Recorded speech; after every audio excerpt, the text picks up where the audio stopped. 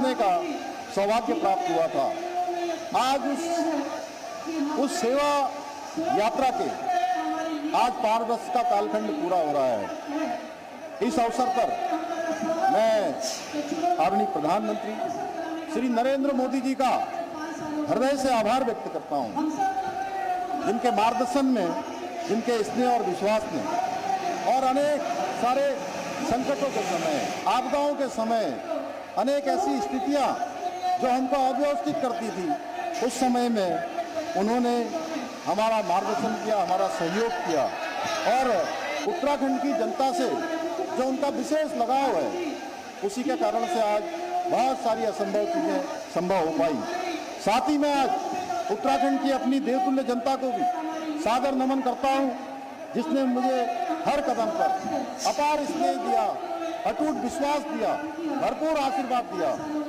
आप सभी के इसी विश्वास ने मुझे निरंतर प्रदेश की सेवा करने के लिए नई ऊर्जा और नई प्रेरणा प्रदान की है। आज मुझे इस बात की अत्यंत प्रसन्नता है कि आज के इस ऐतिहासिक अवसर पर देहरादून जनपद की 219 करोड़ रुपए से भी अधिक की 41 महत्वपूर्ण परियोजनाओं का लोकार्पण और शिलान्यास किया गया है। ये सभी परियोजनाएं आने वाले समय में इस पूरे देहरादून जनपद की आधारभूत सुविधाएं सशक्त करने में, यहाँ के विकास को गति प्रदान करेंगी। भाइयों बहनों, समय का चक्र कितनी तेजी से घूम जाता है, इसका एहसास आज मुझे आप सबके समक्ष यहाँ पर खड़े होकर हो रहा है। आज देखते ही देखते इस जिम्मेदारी पर आए हुए हमारी सरकार के 5 वर्ष पूरे हो गए। लोग मुझसे पूछते हैं कि धामी जी, 5 साल पूरा होने पर आपको कैसा लग रहा है, आप कैसा महसूस कर रहे हैं? लेकिन आज मैं इस मंच से मां गंगा को साक्षी मान के, महादेव को साक्षी मानकर एक बात कहना चाहता हूं कि मैंने इन 5 वर्षों में कभी कोई दिन गिना नहीं, कभी कोई महीना नहीं गिना, कभी वर्षों की भी गिनती करने की कोशिश नहीं की। और सच बताऊं तो ये अधिकारी लोग यहाँ काफ़ी सारे आए भी हैं, कुछ लोग जिलों में भी होंगे।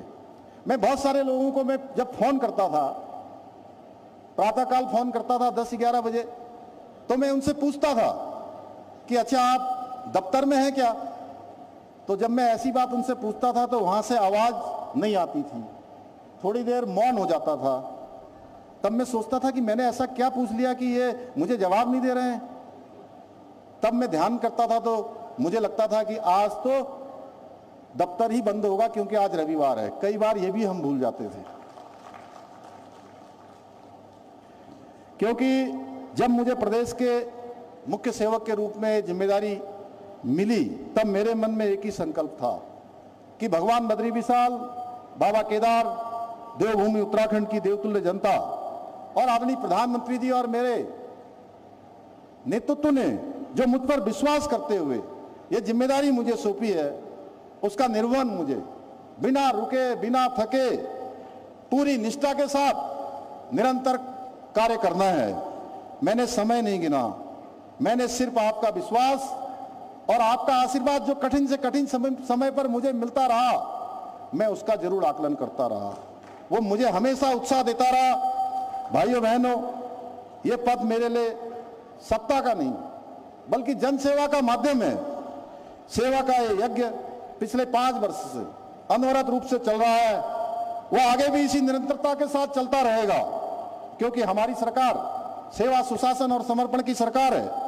ये किसी वर्ग की सरकार नहीं है, किसी एक क्षेत्र की सरकार नहीं है, ये समग्र राज्य की सरकार है जो समेकित रूप से विकास कर रही है, चाहे वो नीति हो, माड़ा हो या चाहे आराकोट से अस्कोट का क्षेत्र हो।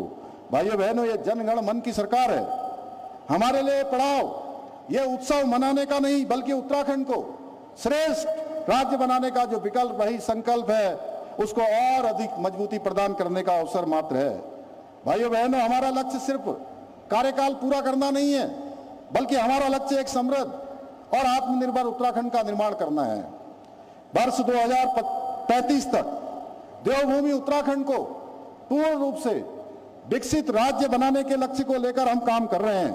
इसके लिए आदरणीय प्रधानमंत्री श्री नरेंद्र मोदी जी के मार्गदर्शन में निरंतर कार्य हो रहे हैं।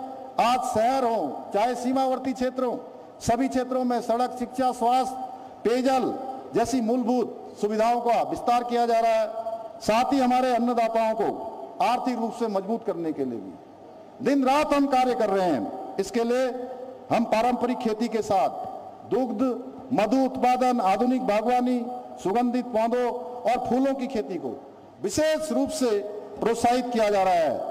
यही नहीं, युवाओं को अपने घर में ही रोजगार मिले, इसके लिए हमारी सरकार नई स्टार्टअप नीति, एक जनपद दो उत्पाद योजना, होम स्टे योजना और सौर स्वरोजगार योजना जैसी कई योजनाओं को हमने लागू किया है, जिससे आज हमारा युवा, हमारे घर का हमारा भाई, उसको नौकरी मांगने की आवश्यकता न पड़े, उसको वो नौकरी देने वाला बने, नौकरी मांगने वाला न बने। भाइयों बहनों, मातृशक्ति के सशक्तिकरण और सुरक्षा के लिए भी हम निरंतर कार्य कर रहे हैं। हमने सरकारी नौकरियों में 30% का क्षैतिज आरक्षण का ऐसी ऐतिहासिक अधिकार दिया है। इसके साथ ही नारी सशक्तिकरण योजना, महालक्ष्मी योजना, मुख्यमंत्री वात्सल्य योजना, मुख्यमंत्री आंचल अमृत योजना, पोषण अभियान जैसी अनेक योजनाएं आज धरातल पर चल रही हैं। आज इन्हीं सब प्रयासों का परिणाम सबके सामने है। प्रदेश की बेटियां न केवल सरकारी सेवाओं में अपना परचम लहरा रही हैं, बल्कि स्वयं सहायता समूह, स्टार्टअप और लघु उद्योगों के जरिए आज आत्मनिर्भर बन रही हैं। मुझे ये बताते हुए खुशी हो रही है कि महिला सशक्तिकरण के क्षेत्र में एक उदाहरण हमारे राज्य ने प्रस्तुत किया है। 2,65,000 आज हमारे राज्य की बहनें लखपति दीदी बन चुकी हैं। इतना ही, आज उत्तराखंड में चौतरफा बदलाव दिख रहा है। बड़े पैमाने पर निवेश आ रहा है। 1 लाख करोड़ से अधिक की ग्राउंडिंग हो चुकी है। हमारी पवित्र चारधाम यात्रा हर साल नए रिकॉर्ड बना रही है और इस साल तो सारे रिकॉर्ड, सारे कीर्तिमान ध्वस्त हो गए हैं। लगभग 43 लाख 2 माह में ही चारधाम यात्री अभी तक आ चुके हैं। अभी अजय भाई बता रहे थे कि आदि कैलाश यात्रा में 55,000 की संख्या अभी तक वहां पूरी हो चुकी है। कल तक जिन्हें अंतिम गांव कहा जाता था, आदरणीय प्रधानमंत्री जी के विजन से उन सीमांत गांवों को पहला गांव मानकर विकास की नई आशा का संचार हुआ है। भाइयों बहनों, आज उत्तराखंड ऐसी अनेक उपलब्धियों का साक्षी बन रहा है जिन्हें कभी एक छोटे हिमालय राज्य के लिए असंभव माना जाता था। पहली बार G20 की बैठकों का सफल आयोजन हुआ। उसके 2 आयोजन यहीं ऋषिकेश और नरेंद्र नगर में संपन्न हुए थे। पहली बार राष्ट्रीय खेलों का शानदार आयोजन किया गया। वहीं पर्यटन को गति देने के उद्देश्य से पहली बार शीतकालीन यात्रा प्रारंभ की गई। इसके अलावा ग्लोबल इन्वेस्टर समिट जैसा ऐतिहासिक निवेश सम्मेलन हुआ। भाइयों बहनों, आज डबल इंजन सरकार के सतत प्रयासों का परिणाम है कि पूरे उत्तराखंड में दिखाई दे रहा है। राज्य की अर्थव्यवस्था 1.5 गुना से अधिक बढ़ी है। पिछले 1 वर्ष में GSDP में 7.23% की वृद्धि दर्ज की गई है। इसके साथ ही प्रति व्यक्ति आय में 41% की वृद्धि हुई है। राज्य का बजट बढ़कर 1 लाख करोड़ से अधिक हो चुका है। प्रदेश में 20,000 से अधिक नए उद्योग स्थापित हुए। स्टार्टअप्स की संख्या 700 से बढ़कर 1700 से अधिक हो गई है। भाइयों बहनों, पर्यटन और रोजगार को लेकर हमारी नीतियां रंग ला रही है। प्रदेशों में होटलों की संख्या में 25% की बढ़ोतरी हुई है। नए होम स्टे की संख्या में 50% से अधिक की वृद्धि हुई।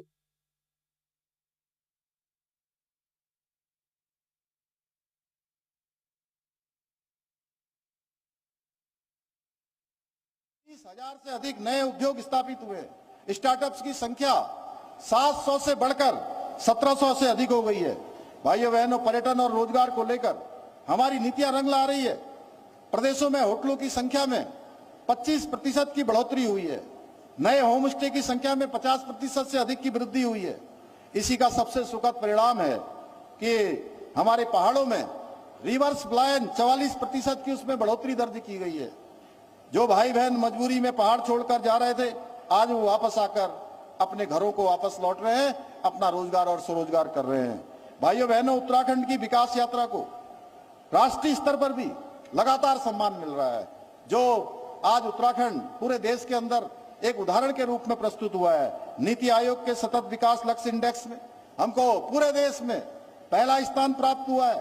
सार्वजनिक वित्तीय प्रदर्शन सूचकांक इंडिया इनोवेशन इंडेक्स में विशेष एवं हिमालय राज्यों की श्रेणी में दूसरा स्थान हमको मिला है। पिछले 4 वर्षों से लगातार मोस्ट फिल्म फ्रेंडली स्टेट चुना जा रहा है हमारा राज्य। इसके अलावा कृषि का क्षेत्र, पर्यटन का, स्टार्टअप, लॉजिस्टिक, एविएशन, ऊर्जा, मत्स्य विकास और निर्यात जैसे अनेक क्षेत्रों में हमारा राज्य राष्ट्रीय स्तर पर नई पहचान बना रहा है। यही नहीं, खनन क्षेत्र में किए गए सुधारों के लिए राज्य खनन तत्परता सूचकांक में भी उत्तराखंड को पूरे देश में दूसरा स्थान प्राप्त हुआ है। ये उपलब्धियां केवल पुरस्कार नहीं है, बल्कि इस बात का प्रमाण है कि उत्तराखंड आज सही और तेज गति से विकसित भारत की यात्रा में आगे बढ़ रहा है। भाइयों बहनों, उत्तराखंड में अतीत में भी बहुत सी सरकारें रही हैं, बहुत से काम हुए हैं, लेकिन मैं आज गर्व से कह सकता हूं जो काम उत्तराखंड के इतिहास में आज तक नहीं हो पाए थे, इन फैसलों को लेने का साहस हमारी सरकार ने किया है। हमने राजनीति से उठकर कड़े और ऐतिहासिक निर्णय लिए हैं। हमने सबसे पहले समान नागरिक संहिता का कानून लागू करके सामाजिक न्याय और सम्मान अधिकारों की एक नई मिसाल कायम की है। प्रदेश में मदरसा बोर्ड समाप्त कर उत्तराखंड राज्य अल्पसंख्यक शिक्षा प्राधिकरण की नींव रखी है। साथ ही देवभूमि की संस्कृति और अस्मिता की रक्षा के लिए हमने देश का सबसे कड़ा धर्मांतरण विरोधी कानून लागू किया है। यही नहीं, हमने युवाओं के भविष्य की रक्षा के लिए सबसे सख्त नकल विरोधी कानून बनाया है। इसी का परिणाम है कि 34,000 से अधिक युवाओं को पूरी पारदर्शिता के साथ सरकारी नौकरियां मिली हैं। हमने भ्रष्टाचार के प्रति भी जीरो टॉलरेंस की नीति अपनाते हुए अब किसी भी कोई सेवा का हो, चाहे वो भ्रष्टाचार में लिप्त होगा, आईएएस हो, पीसीएस हो, आईएफएस हो, अन्य अधिकारियों एवं कर्मचारियों के विरुद्ध सख्त कार्रवाई की है और दोषियों को सलाखों के पीछे पहुंचाने का काम किया है। ये हमने एक नई शुरुआत की है। इतना ही नहीं, हमने लैंड जिहाद, लब जिहाद, थूक जिहाद तथा अवैध मजारों के विरुद्ध भी कठोर कार्रवाई कर स्पष्ट संदेश दिया है कि देवभूमि उत्तराखंड में कानून से ऊपर कोई नहीं है। जो भी कोई गलत काम करेगा कानून उसके खिलाफ कार्रवाई करेगा। हमने राजनीति नहीं, राष्ट्रनीति और जननीति को प्राथमिकता दी है। भाइयों बहनों, आज इस मंच के माध्यम से मैं राजनीति की भी एक सच्चाई आपसे साझा करना चाहता हूं। उत्तराखंड की जनता ने बहुत कुछ देखा, बहुत कुछ सहा, बहुत संघर्ष किया। प्रदेश की जनता ने वह समय भी देखा जब सरकारें बदलती रही लेकिन जनता की तकदीर नहीं बदली। एक समय भी देखा, ऐसा समय था जब कुर्सी बचाने की राजनीति उत्तराखंड बनाने की राजनीति पर भारी पड़ गई। वो समय भी देखा जब युवाओं के सपनों के साथ खिलवाड़ किया गया। ऐसा समय भी देखा जब मातृशक्ति के सम्मान और उनकी समस्याओं के समाधान की बातें केवल चुनावी भाषणों तक सीमित रह गई। ऐसा समय भी देखा जब गरीबों के नाम पर राजनीति तो बहुत हुई, लेकिन गरीब का जीवन नहीं बदला। लेकिन भाइयों बहनों, अब समय बदल चुका है।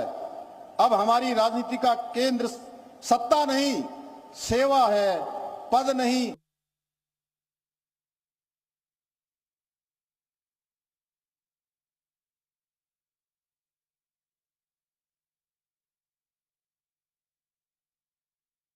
तो फिलहाल ये बता दें आपको, सबसे लंबे कार्यकाल वाले सीएम बने हैं धामी और उसी का जश्न फिलहाल मनाया जा रहा है। सेवा सुशासन के 5 साल, उत्तराखंड तेज गति से आगे बढ़ रहा है। सीएम अपने संबोधन में कहते हुए अभी नजर आए हैं, धर्मांतरण विरोधी कानून लागू हुआ, सरकारें बदलती रही, तकदीर नहीं बदली, सतत विकास में उत्तराखंड नंबर 1 रहा। अपना संकल्प मानकर आपके परिवार की आकांक्षाओं को पूरा करने के लिए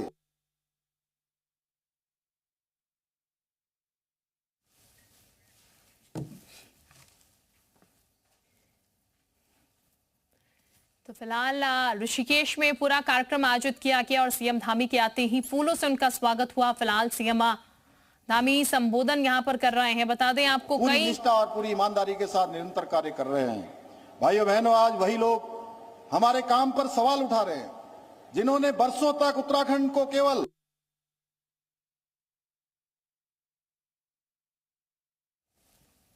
तो ये वो तस्वीरें भी सामने आई हैं।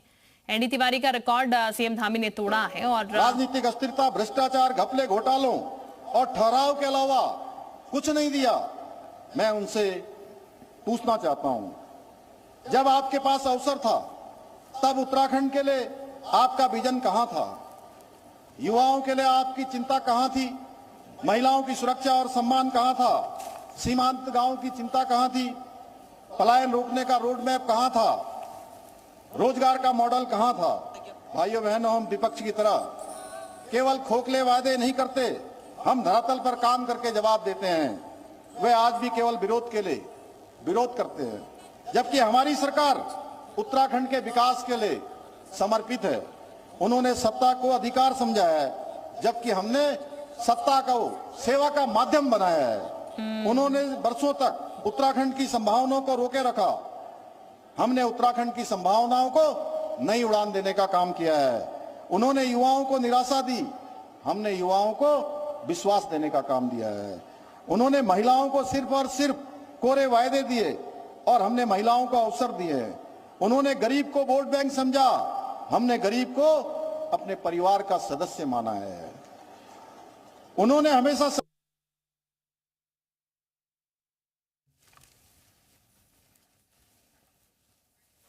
तो फिलहाल सीएम धामी का ये संबोधन आप सुन रहे हैं। जनता का आशीर्वाद ही मेरी ताकत है। उत्तराखंड तेज गति से आगे बढ़ रहा है, निरंतर इसी तरीके से आगे बढ़ता रहेगा। ये वो अपने संबोधन में कहते हुए सुने गए। भी सरकारें बदलती रही लेकिन तकदीर नहीं बदली। कई महत्वपूर्ण कानून जो हैं वो